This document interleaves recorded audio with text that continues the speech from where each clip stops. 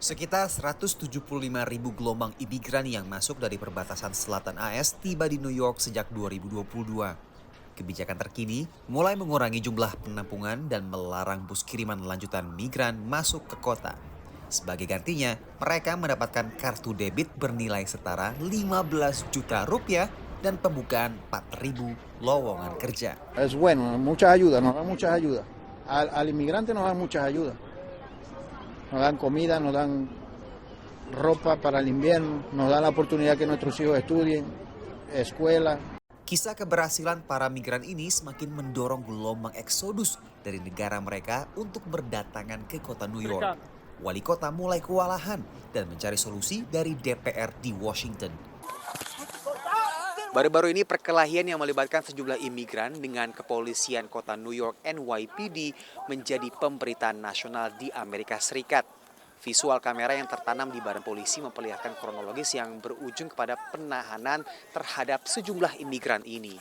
Dan ini kembali memunculkan perhatian Amerika Serikat yang sering mengkaitkan gelombang imigrasi ini dengan meningkatnya gelombang kriminalitas di kota New York. This is a national problem.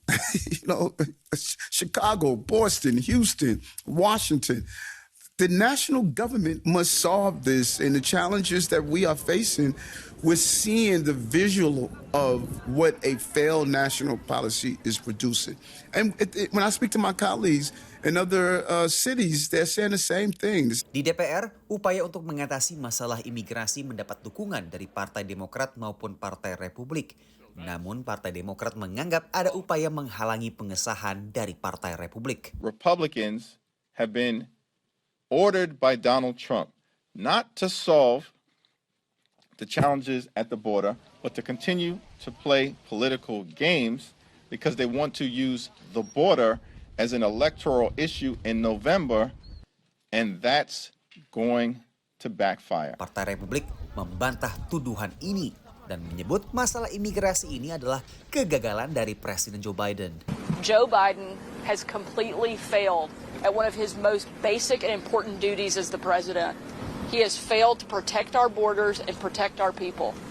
And because of his failures, governors from across the country are having to step up and do the job of the federal government because they simply won't. Pengamat sebut, perundangan terkait masalah imigrasi saat ini tertunda memang atas motif politik. I definitely think it's going to be a big issue for the election cycle, which is why I think there are some incentives not to come to a compromise. Because if a bill passes and a law goes into effect, in some ways some of these issues go away. Politisasi isu imigrasi berimbas kepada nasib jutaan imigran yang jadi tak menentu. Hingga hasil Pilpres AS ditentukan November nanti. Dari kota New York, Randy Wicaksana dan tim VOA.